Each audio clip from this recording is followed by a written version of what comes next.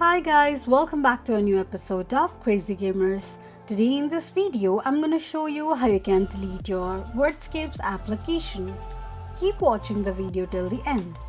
To delete your Wordscapes application, firstly go ahead and launch open your app list. Search for your Wordscapes application and long press on it.